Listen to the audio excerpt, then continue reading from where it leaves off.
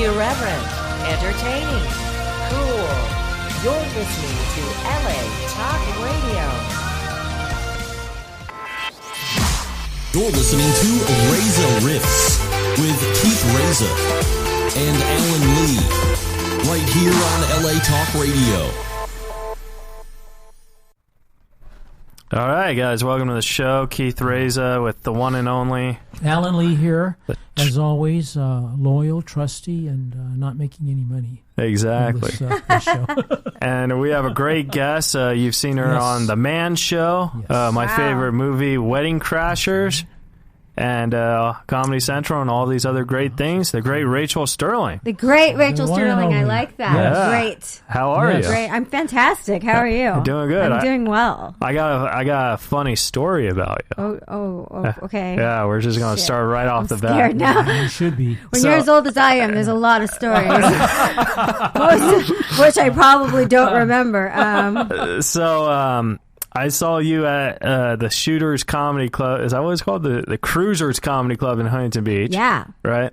And it was opening night. Mm-hmm. And I was like, hey, you want to do my podcast? And you're like, yeah, follow me on Instagram. And you took my phone and you literally followed you, right? Yeah. But I only follow the podcast, obviously, and then the girls that I'm dating. So I was So I was dating a girl named Madison. Uh-huh. And then she knows I was following you, too. I was like, oh, no, I think she's married. And, I was just digging myself in a hole. You're like, she doesn't date comics, don't worry. So, anyways, and then, then Madison was, getting all jealous and stuff. I was like, do I know Madison? No, I don't know. I was like, Madison, there's this, I was going to end it anyway, you know what I mean? Did you tell her I was 100 years old? She's an ancient. No. She's basically an element. She's not even a woman. No. I said Rachel's beautiful, and Madison, you're hot. And then Madison broke up with me. But I did that on purpose. You know what I mean? So there's a woman named Madison that's going to kill me then. Great! Good to know! Good to know! FYI. Wow. But no, the point of the story is you're so aggressive with follow on the Instagram. I like it. Well, you might have met Jamie. Who's Jamie? Was it the beginning of the night or the end of the night? It was at the end of the night. Oh, you met Jamie. So what happens is I do my set sober. I'm never drunk or I don't do drugs, but I'm never anything other than just riddled with anxiety when I'm on stage. It keeps me going. But after, when I'm done, we Jameson. That's my drink. Jameson neat. But I sip it because I'm a fucking lady, of course. But I am small. So, it doesn't take a lot. And then Jamie comes out. And Jamie is much nicer than Rachel. She's a little more aggressive. Kind of rude sometimes. She's pretty rude. She can be considered rude. Jamie does things like she'll dance. She'll do karaoke. She'll do all kinds of things that Rachel will not do. Right. Yeah. Oh. Including just saying, yes, I'll show up to a stranger's place. Oh, my. Here's my information. You're like, yeah. Where can I meet Jamie? Yeah. I'm lonely. Oh, my Lord. Alan Lee's the trusty sidekick. I am. Yeah. As trusty as a He's like, trusty. Main word, trust. Now, you have a podcast. Do you have a trusty sidekick? Yeah. I don't have a trusty. I had one millennial tendency is that I had a trusty sidekick. We got, a lot of marriages and relationships ended during the pandemic. Right. That is one that suffered. Trusty sidekick or your marriage? My trusty sidekick. Oh, okay. Excellent. And we'll go into the marriages later. It's a long story. So I just kind of took a break from it because when you start, a little disagreeing is good. Right. But when you just flat out start having arguments that on a podcast, that the person has to take a moment, and I guess I was pushing so many buttons. And I'm like, that's what this is for, but not your buttons. I'm not supposed to push your buttons. Right. You know what I mean? You're supposed to and you just laugh it off. And he wasn't laughing it off. I'm like, I think for everyone's mental health, it's best if we don't do this. And so I took a break, and then I started Shut Your Face. And so this is a different podcast. I started a whole new one. Wow. I'm learning how to do it by myself, which is why there's no consistency in it whatsoever. Sure. Yeah, so I don't know how to do all this stuff, so I'm just I just bought this stuff and that stuff. And then, So you're doing it out of your house? Yeah. Good. Yeah. That's a great way. I probably won't do it for that way very long just because I'm incredibly lazy. But I figured at least the first 6 episodes I should figure out how to do it by myself just in case. You know what I mean? Like in case you have to go back underground or something. And well, if you ever want to record here, I could hook you up. All right. Yeah. All right. Sam, if you're listening, Rachel. Sam, if you're listening. Sam's the director. Hi, Sam. He directs what? So that's true. Well, we are in the valley. Could be anything. People have to diversify. It's a pandemic. You got it. No judgment. No judgment. There you go. No, but during the pandemic, we've been doing the Zoom things. The Zoom. The Zoom. The Zoom. How old are you? The Zoom. The Zoom? I'm 30. I'm 34. You talk like an 80-year-old. The Zoom. The Zoom. I also say the Facebook. Oh. The Facebook. Are you East Coast? No. No, you just put the. You just like I'm formalities. Texan, actually. Oh, I'm from Corpus Christi originally. Where are you? You've probably never heard of this place, but it's called Monahans. It's right by Midland. Nope. Yeah. Have you ever heard of Midland? Nope. Holy Lord. That's I'm Houston, Texas. So we're the 3 Texans. You got 3 it. Texans. Well, I mean, my mom got me out of there pretty quickly. But yeah. I went to La Jolla High School, so San Diego. Nice. Yeah, it's very nice. I always say I have to stop saying my mom never did anything for me. Yeah. Because she clearly did a lot of guys she didn't want to do for me because that shit is very expensive. Exactly. It's very pricey out there. And it's better than Texas. Yeah. Yeah. I mean, I don't know. I didn't mind it. I mean, I went to Austin with everybody in the world. It's a shithole. The music and the clubs, honey, it's a shithole. Like, fuck the coronavirus. I'm pretty sure I needed a Z-Pack regardless. Just walking down the street, it was so dirty. Wow. It's so dirty. It's outrageous. It's outrageous how dirty it is. Actually, I don't like it. I like the clubs. I mean, it was a great opportunity. I went twice. Once with the Great Wave in March, and then again when it was a little more planned out. And I had a great time. I got booked on a lot of things, so it was easy. Did you do the Joe Rogan Club that everyone's talking about? It doesn't exist yet. It doesn't exist yet? No. Holy Lord. You mean Vulcan? Is that what it's called? Or is it Vulcan? Yeah. Well, that's where they're doing it now, like the Tony... Yeah. Hinchcliffe, I always say his last name. Right. He got in some trouble a couple months ago. Again? Like he did these, it's probably the same thing. He did these racist remarks. Again? Or is it the same one? I think it's the same one. Yeah. See, the thing is like I was out there like after that had happened.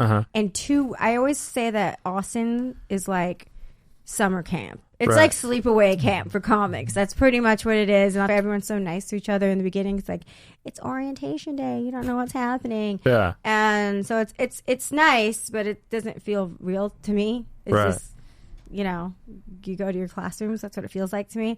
And, everyone's so PC out here. That's like, oh no, he'll never you work can't again. say anything. He was packing rooms, mofos out there, like standing room only for that guy. They don't care out there. They just do not care. In fact, the more awful things he says, the more they like him, And all he got out of it was like an hour special of more material. Yeah.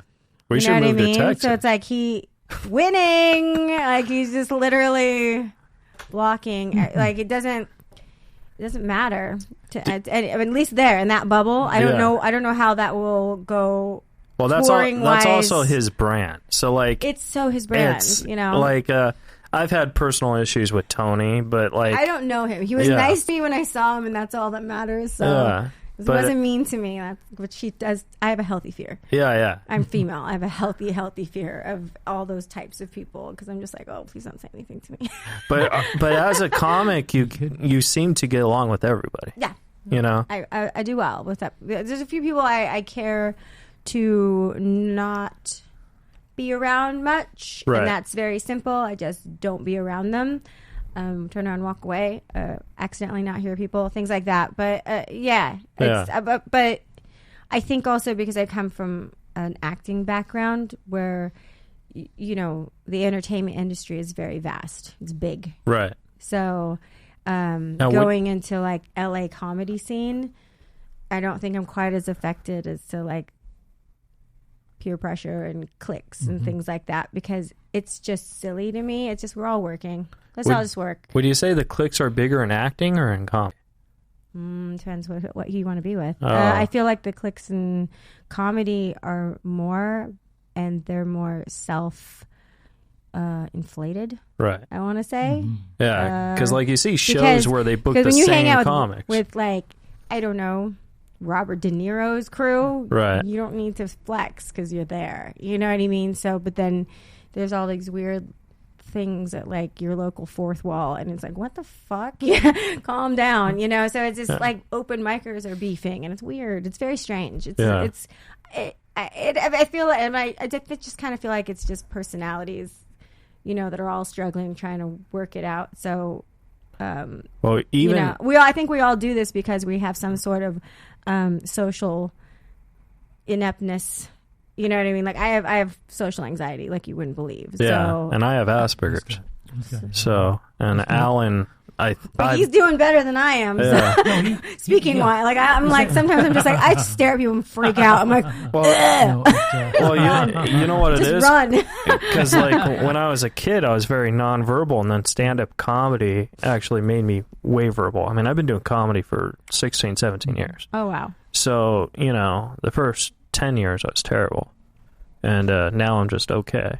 You know what I mean? I don't like those numbers. That makes me look like a bad comic. But yeah. Well, you never any comic that says they're great is usually terrible. I've been watching too much Sopranos. They need a smack in the mouth. Right. Yeah, it's just obnoxious when someone is like, I'm amazing. I'm like, dude. Yeah. Stop. Yeah. You need to stop that. And see, that's the one thing I like about you is you don't really have an ego about that.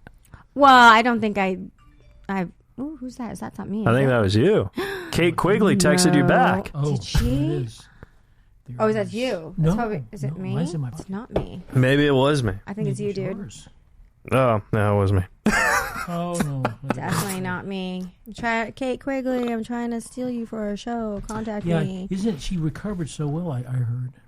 So that's what I'm confused about, because, like, not to make this about Kate Quigley, because I don't even know her. I've never met her before in my life. It should be about Rachel Sterling. Yeah, but I thought she might have. Well, I do have thoughts on way things were handled. Yeah. You know what I mean? I kind of feel. I would like to examine your thoughts. My thoughts. Well, I don't know her personally. I've never met this woman. I think we follow each other on social media. That's it. I do know one of the people that passed, and that was, you know, sad, obviously. I feel like her old publicist should have stepped in and said, give me your phone, because obviously there were some social media posts that, you know, it's a free country, say what you feel, but weren't exactly helping her cause. Right. Yeah. But also, people need to take into account that this is someone that is obviously going through, not mentally okay right now. So, and feeling very attacked. And also, I can't imagine how traumatic that would be to be the one that survived that. Right. So, anything that comes out right now in defense of herself that maybe isn't worded right, it's a temporary defense mechanism. You know, she might come back 5 months from now and be able to word it right or say it right. And, definitely. You know what I mean? And also, people are just so quick to attack. Like, she knows it was a stupid thing. She doesn't mean, that's not helpful. All these people are like, well, like, as if she didn't kill anybody herself. Right. You know what I mean? So, but and people love to be on a high horse about things that they don't know about. Or also, they in there. her defense, like, she wrote what she wrote, but also it could be misread what she wrote. You know what I mean? That's the danger thing about texting and tweeting and all that stuff. Which is why if she had a publicist or a manager that gave a shit, they would have taken that thing away and said, we don't do this for a reason. A minute. Yeah.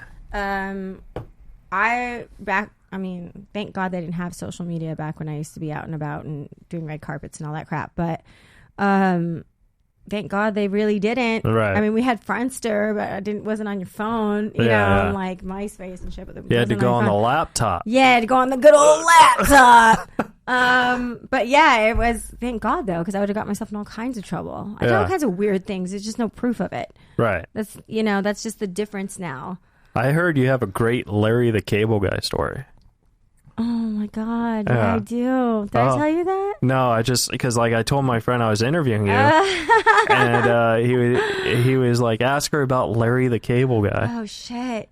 Okay, so how in depth do I want to go on this?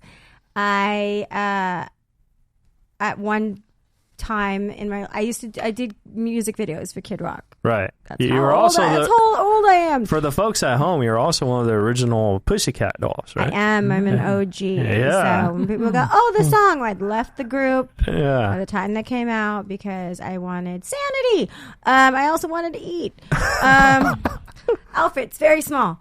No, I had a great time. Actually, my work ethic comes from being a doll. I mean, it's just like constant 24-hour you're doing so, right when you're breaking a group, because I did the original burlesque thing and then it was a group, and just that song happened and that's not when it started. It was like a year and a half before that of like, maybe this works, maybe that works, and you're doing this thing and that thing, and nobody knows who you are, but you still have this incredible schedule that you have to keep, and you have to. It's a lot. Yeah. It's like when you're starting to be part of a vehicle and you're just one little tiny very replaceable cog. It's a lot. I mean, just look at Alan. I mean, holy Lord! Like he's gone through the works. This guy, hell, absolute hell, absolute hell. But anyway, that's where my work ethic comes from. Is Robin, because she cracked the whip. But there was a point when I did music videos back when they paid stuff, and I did a couple of Kid Rock videos, and we were I haven't talked to him in at least 8 years. Right. Very close, and so he wanted to go to the VMA, not the VMAs, the Country Music Awards, and so I was like, yeah, I'll go, I guess. I'm not doing anything, fly me up. So I go, and then there's the private party after, and we're chatting, and I meet Larry the Cable Guy, and I don't know who he is, because you have to also understand, I was out doing things. Right. I didn't watch TV, so I had no fucking clue who this guy was. Yeah. All I know is he was funny as fuck, and I'd never heard I was his dream, because I was laughing my ass off at everything, and I'd never heard any of his jokes. Everyone else was like, oh, he's telling that thing again. I was like, oh my God, you were so funny. And he had his little get up on, and I was like, what? But also, he's Bobby's friend. So I'm like, right. He hangs out with some rock stars. Well, he hangs out with some white trashy people. So it's not like a weird outfit to have on. Right. So I was like, okay, this is normal, whatever. Yeah, and I told that man that he should be a stand-up comic because he was so funny, and he was like, oh, should I? I'm like, yeah, you're so funny. I was also dumb as a box of rocks in my 20s, so I was like, yeah, you're so funny, yeah. I was like, fuck yeah. I was just I'm so embarrassed. Yeah, I hope I never see that man ever again. He's like, that was a dumb one. There she is right there. How you doing? That's a great story. That was probably Jamie that said that too, actually. Oh, really? Yeah. Jamie's the dumb one, not me. Yeah. I was going to say, I think Jamie's the dumb one. I think you're the smart one. You're the sophisticated one. Yeah, totally. Yeah. Fuck yeah. No. Totally. Yeah, that was a trip. That was interesting. So when you went into stand-up comedy, like, because you were acting and I was acting, and then I didn't do anything for a while. I had a tumor for 4 years that just knocked me out of even trying to audition for anything. I was really sick. Yeah. And I ran a business for 9 years. Hated it. Never want to do it again. I will never have a regular job ever again. I refuse. Yeah. But I'm glad that I did it because it was very humbling. And I know I can run a business if I have to do it again and be in charge of people without belittling them and all that stuff that normal people do. But if you're in the entertainment industry, sometimes you get a pass for a lot of things that you don't realize. Oh yeah, definitely. You don't realize how rude they are in the real world, or that it doesn't work that way. Right. And boy, when I couldn't act anymore and I kind of turned in my wings a little bit and wasn't going to parties and all that stuff, the reality of life just punched you in the face, and it was painful. It was really it was emotionally weird because as much as I said I don't care about this, when that's all you do, and then you're just a civilian. You're like, what the there should be a group. No, there really should. It's rough. It's if anyone goes, it doesn't matter. It might do what it does. Otherwise, we do theater. I kind of can relate to that because, like, before the pandemic, like, I've never been like a major celebrity, but like I've always been like a D-list celebrity. You know what I mean?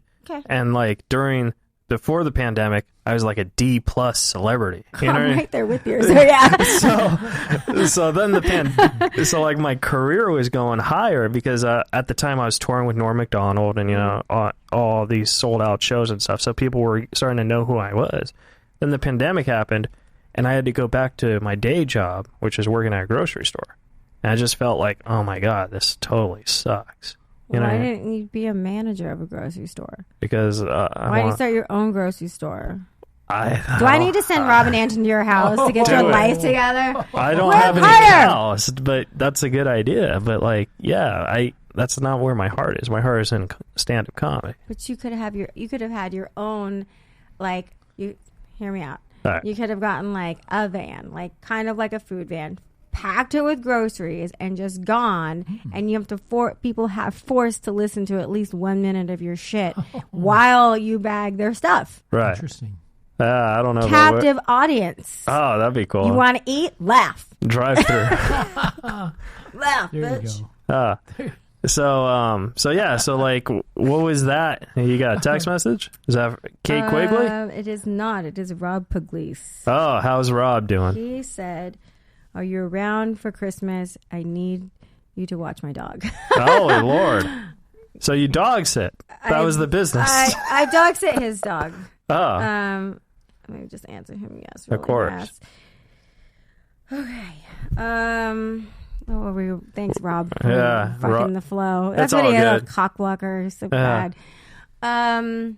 It's all right. We still have the rest of our lives to catch up. Yeah, it's true. Because we're going to get married. I'm just going to be here. My husbands do not fare well, though. You sure? You've heard my stand-up. Yeah. I don't care. He's like, I'm willing to risk it. Yeah. I still think you're beautiful. That's all that matters. It doesn't matter that two out of three husbands don't make it. Oh, holy Lord. 2 out of 3 ain't bad. That's what Meatloaf said. Really? Yeah. There you go. You never heard that song? 2 out of 3. Baby, we could talk all night, but that ain't getting us nowhere. I'm terrible at karaoke. What did Harvey Weinstein say? 2 out of how many? I don't know. What's that joke? Are we quoting Harvey Weinstein? I think Alan is. I just threw that in. Well, okay, speaking of Harvey Weinstein. I don't have a Harvey Weinstein story. Hence, if I did, I would be a famous actress. Right. Clearly, I'm not, because he didn't take a lot of interest in me. I think he wanted he goes for the demure ones. Obviously, I'm like, hey, he's like walks by. I'm like, oh, he doesn't like me. So you actually did meet him once? I used to go to his parties all the time. Never Holy once Lord. looked my direction. Wow. Like, he looked my direction because my publicist was like, this is Rachel. And then I was like, hi. And he was like, cool. And I was like, he not into me at all. Yeah, no, it was... That's probably a good thing. not that I was being trafficked there or anything, but, they did say, at least smile at the guy. Mind you, half of the females in Hollywood were there in their little dresses. And now we're like, no. I'm like... Yeah. It's interesting how people's memories work. Right. But like about the Me Too movement. Not that what he did is excusable. No. I'm just saying that, when you're young, you don't think about things. And I think that's how, I would like to think I would never be dumb enough to go into a hotel room, but I think you're just a little more trusting when you're young, or especially like if someone and trust in or made the connection. No, I get it. Like he wasn't picking girls off the street. Like these are agents saying go here. Mm-hmm. So obviously you trust your agent, and then this horrible shit happens. But like about the Me Too movement, which I think is a wonderful movement, but I remember before it happened, my friend, who I don't want to say his name because he hasn't come out about it, but he was taken advantage of by Kevin Spacey. And I remember he told me, and he said that he told a few people on the set that he was on the movie with, and no one believed him. And he didn't want this. Yeah. Okay. And then Kevin Spacey gets Me Too'd and stuff, and then it seems like everyone you know, and it's like, where was the belief when I came out 4 years ago? You know what I mean? I wanted to ask, like, granted, that's from a male perspective. From a male perspective. Okay, so my neighbor was Bryan Singer. Oh, the director. So the house that I used to live in is torn down now. It's up on Londonderry. Was up on Londonderry so that he could make his crazy compound. Right. Now, I've been to his home. I've been to his parties. He was a lovely host. I didn't see anyone that didn't want to be there. Right. Were the girls and boys young looking? Yes, but I'm young looking. I can't gauge how old people are. Also, I have many gay friends, and it's kind of not unusual for a 18, 17-year-old boy to be in the mix of things. Just like in Hollywood, if you go to Malibu, right, any party, those girls are very underage, and everyone doesn't say it. Nobody says anything, and you're not going to stop them from going to parties because these girls are going out right at a young age, and it is what it is. So it's kind of like New York. Everyone starts going out really early as well, and drinking and going to clubs as well. So at what point do we draw the line and start policing other people's children? I really do. I mean, we're going on to way of children now, but like, I kind of feel like there has to be some like parents should kind of be. Come on, man. Yeah, like a little bit, just a small. I'm not victim shaming. I'm just saying this, like an ounce of like, yeah, that was not a good choice. I agree with that. Because there's predators out there. Right. There's people that are untrustworthy and unsavory, and they will attack you or put you in a situation, especially, and also little girls, they always want to try to be so grown up. I did it. We all did it. You know, we all try to act more grown up than we are and then get yourself in a stupid situation. Luckily, my mom locked me in the house. She's like, you will wait to be a whore. But, you know what I mean? That's not that. But as far as like him not believing him, I guess the question was because a lot of males got Me Too'd, and it seems like no one believes it when it happens to a male. You know what I mean? I've Me Too'd the heck out of guys. Let's see. That was a joke for the folks. Maybe not. Okay, so tell me if this is Me Too'ing. All right, cool. He was a good sport about it. All right. But he did look at me like, what? We went to a club. It's super. Nice. Okay. And sitting at a table. And they obviously sent me a male waiter because they want my money. Right. And he keeps fucking me the entire time he comes to the table. I'm like, what the? My friend's laughing. And like, he likes me. I'm like, I'm old enough to be his mother, and he can't like me. Right. And he's like, is there anything that you need? I fuck. I'm like, what the fuck is going on? I'm like, how much money does he think I have? This is ridiculous at this point. It keeps happening because he's like, do you need anything? I'm like, that's funny. Yeah. No. It's kind of like how Alan's looking at you, right? Oh, no. No, mommy. So then it came out really quickly. I was like an inner thought. There was an outer thought. And I said a sperm sample. And he thought it was serious. Right. So then my friend, who's also a comedian, just keeps going with this joke and starts trying to broker the deal. I'm like, I'm not even fertile. Why are you asking for it? Oh. Where is it getting? What am I going to do with it? Stop asking him. Asking him. Yeah, but it was just like, then I felt bad because obviously I'm friends with the owners. I'm like, hopefully I haven't gotten you in trouble. And he's used to it. And I'm like, but just because he's used to it doesn't make it right. Right. But because I'm a woman, I got away with it. If I were a man and I said something of that nature to a lady, it would be a to-do. Right. A different story. Whole different story. There's such a double standard. I didn't know that smacking girl on the butt was like you go to a club and someone's like, woo, on the butt. I've never been to a club. Ever in your life? Never. I mean, I've gone to stand-up clubs. Or even like, strip club, any strip clubs, dance clubs. I've gone to a strip club, yeah. You as a person, if you tip this lady, I don't know how you tip them these days. I haven't gone to one since the 90s. Right. But, like, you may not touch them. Do this. You're not supposed to legally. Now, whether this is allowed or not, every place is different. You are supposed to, I found this out, you are not to graze the hand down the rest of her, and you get, especially even if she's playing with you, whatever, blah, blah, you can't smack her ass. You can't do any of that stuff. It's assault. Yeah. She can sue you. Definitely. Make a scene. The whole thing. So the smacking of the ass thing also happens when you're at a regular club. I've had women that I do not know come up. They're drunk. I don't know what it is. Right. And she comes up and she goes, "You have a great ass," and just. I've been spanked. I've had my boobs grabbed. I've had my hair played with. I'm like, stop fucking touching me. I had no idea it was assault. I was like, wish I knew, and I would have sued all these bitches. Right. I'm like, stop touching me. No, I think that I am not cute. I think there's a thing of like if you. I'm gonna open this. It's gonna sound weird. I'm sorry. Alan Lee Googled you, and he got you your favorite water. It says you love Perrier on the Google. It does it? Yeah, and that's what. Where does it say that? Alan, where does it say that? On her Wikipedia? From your lips to my soul. Right. That's a running joke we always do. That we found that out on Google.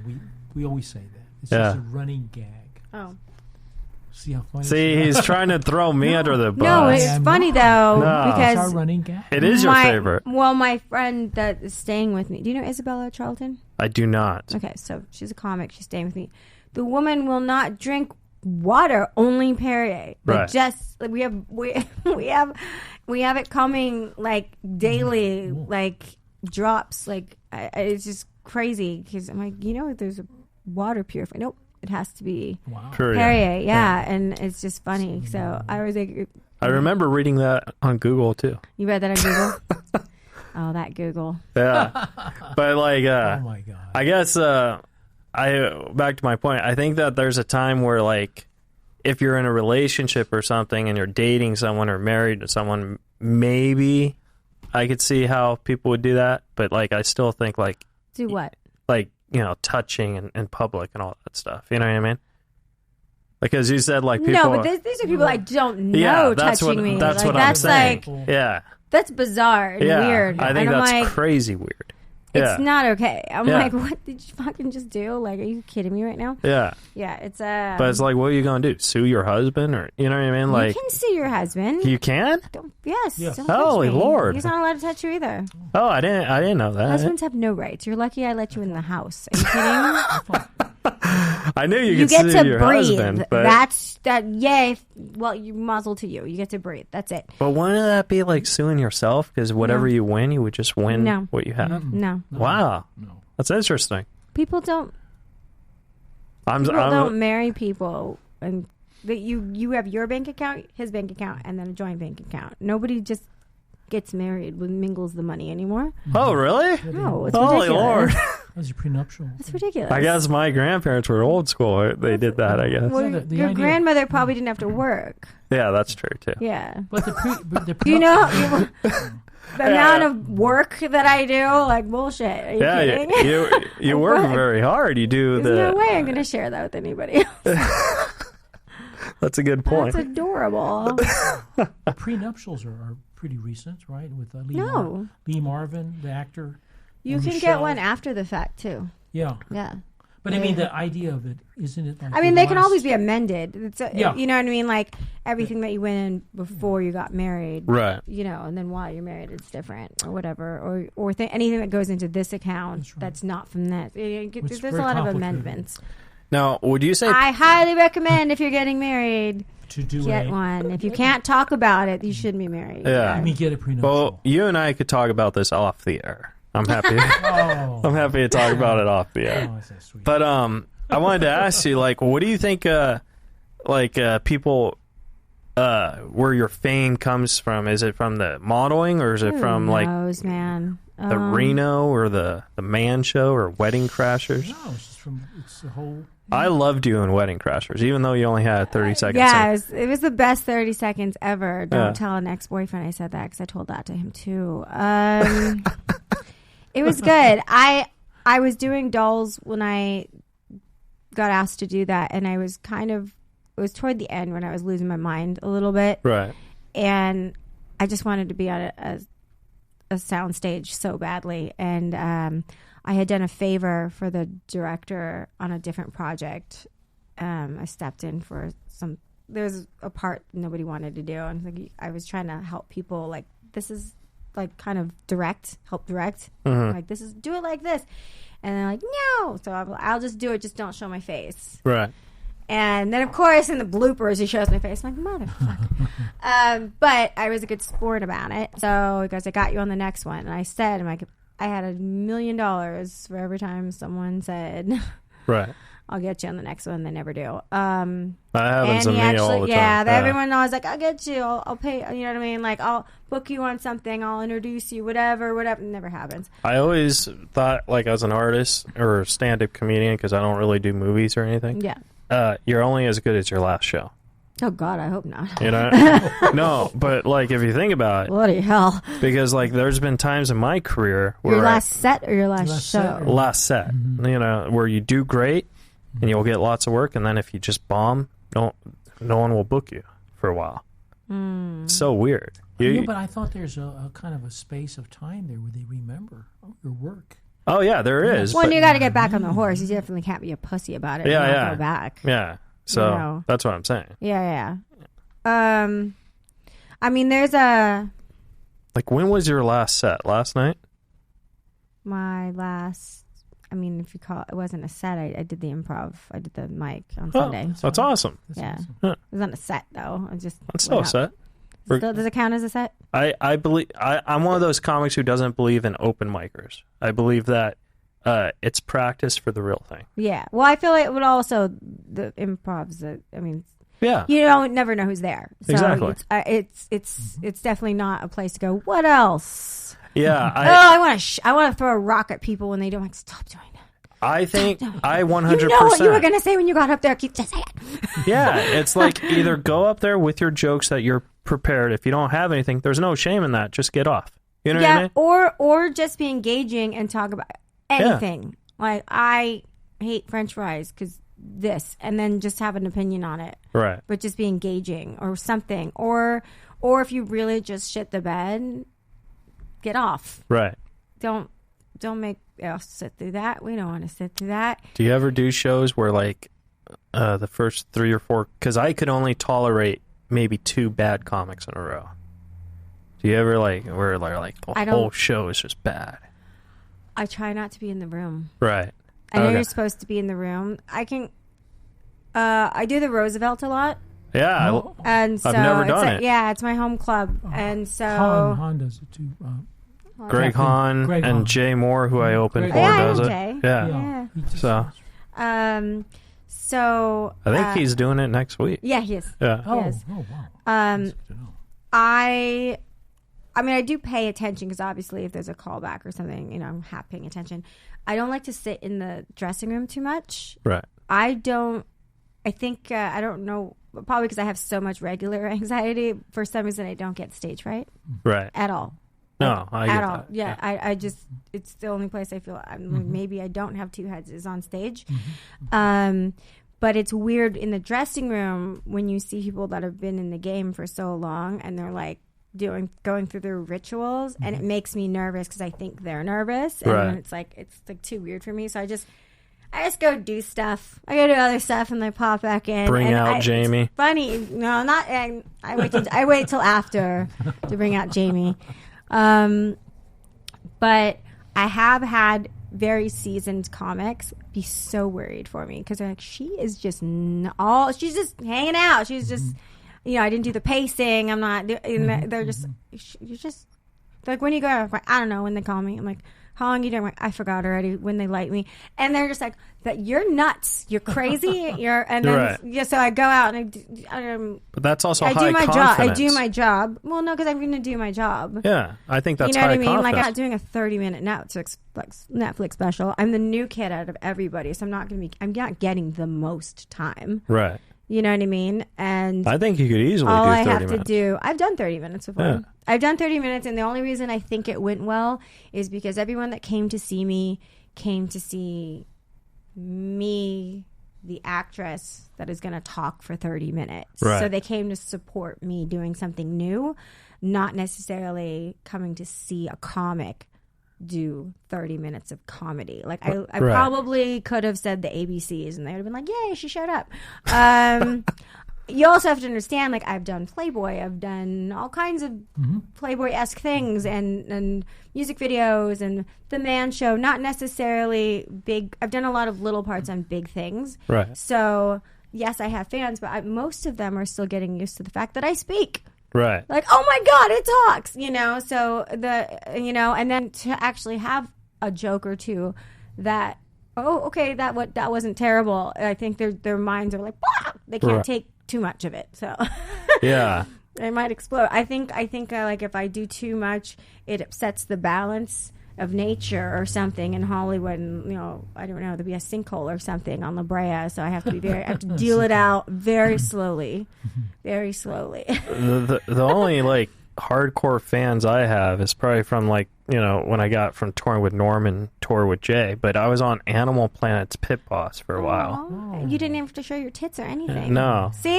I played myself though.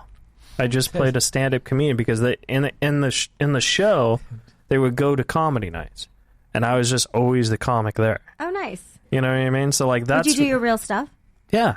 Like they didn't give me a script of jokes. They just said, "Hey, we're just going to record you for the show."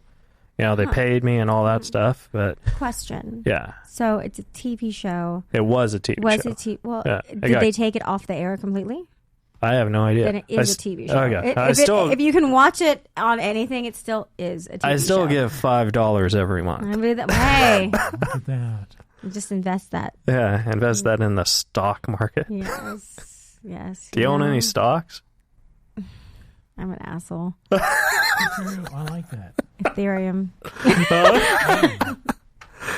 Holy Lord! I'm a jerk. Tesla, I'm a jerk. I have crypto. Good for you. Yeah, it's a douchebaggery. I just need to know what I'm marrying into. That's all I need. Douchebaggery. Oh, sweet. Yeah. Fantastic. It's douchebaggery. It's 1,000% what it is. Fuckery. Yeah. I forgot what I was going to say. Where are we at? We're at we were at the TV show. I was asking you if because when you do television, it is a long day, and there's a lot of like, we're going to do it from this angle and that angle and back to one, and you have to have continuity. So how was that for you doing stand-up then? That wasn't like that for me. What it was hey, we're just going to film you and hopefully dub the words in later.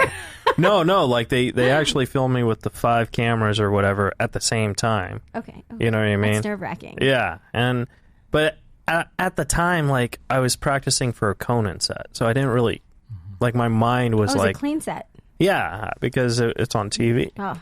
I mean, I never got the Conan on Conan, but like, is that still a thing? No, Conan's done. Yeah. No, but like our talk shows, like, because now back in ancient the times, in olden times, they wanted to get on Carson, right? And if you got the couch, you know what I mean, like, sure, yeah, that was like the gold trophy. No, they should though. They should though. Swing it back. Yeah, but who would take that? I mean, Jimmy Fallon's cool and all, but does he really have that much power? I don't know, man. He can't even stay in character for a fucking sketch.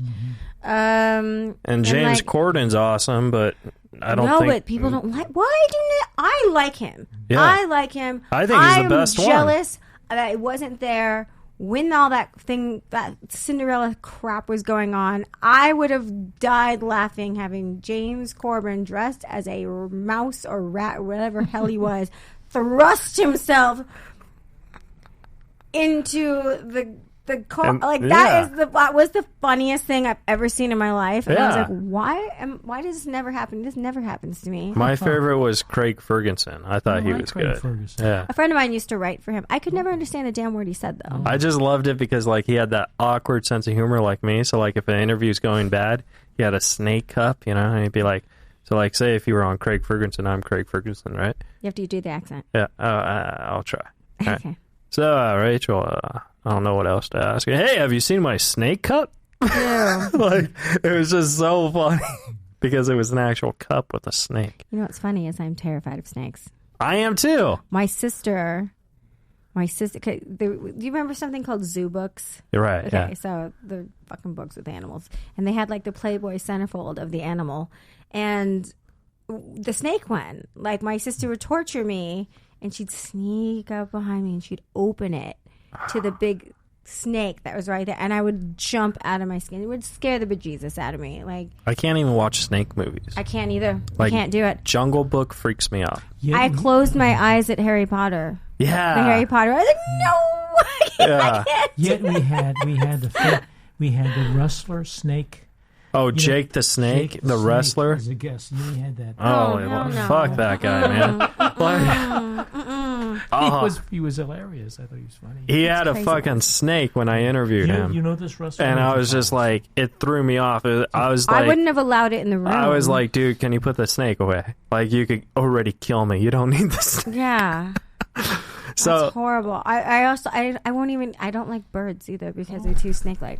Oh, Like a parrot? really? Oh, I have gone on dates, and it was like I didn't get a second date because I was weird because I couldn't. I have food restrictions, and they're not dietary. They're just I can't look at it. Right. And it's like the wings. I'm afraid of wings. They terrify me. We'll Yeah. talk about that on our date. Okay. All right. Rachel Sterling, what do you got coming up because we're running out of time? Oh, because I talk so much. Okay. Where can the folks at home follow you? You can follow me at rachelsterling.rocks. Oh, Okay. all right. Rachel Sterling at Rocks. I do have a non-nude. You will see my bits, not my tits, on OnlyFans. Oh. So there you go. There's a link on my website. And November 5th, I'll be at the Roosevelt. All right, cool. Fantastic. You have Awesome. Facebook? Maybe no. Oh, I do have a Facebook. Just Well, You got type it in. Facebook? He has. I do. If you go to my Keith has website, it'll there's a link. Oh, all right. Yeah, and I'm at Art Sterling Comedy on Instagram. And here's All a hard right. question. Here's a And hard then- question. Okay. What? Okay. Here's a hard question. Okay. What's the hard question? What was the most expensive snack at the Playboy Mansion? Oh, What do you mean? The most expensive, like hors d'oeuvre that they served, and you said, "Oh, look, we that's only what- got 3 minutes, so I don't know. I don't Caviar, think I ever ate snacks. lobster. Was she there. probably got it for free. Yeah, lobster." I mean, yeah, they sell. They make all that stuff. I mean, you just go in and say, "I want something," and they make it. So I've never been there. Well, it's I don't gone think- now. Yeah. It's gone now. Anyway, Well, anyways, Rachel, this was a great conversation. I'm not gonna unfollow you on Instagram Okay. until we break up. Okay. All right. Okay. Subscribe, rate, and review to the show on Apple Podcasts. And Rachel, thanks so much for doing it. Thanks for having me. thank All you, right. Rachel. Thank you. All right. We'll see you guys next week. You're listening to Reza Riffs with Keith Reza and Alan Lee, right here on LA Talk Radio.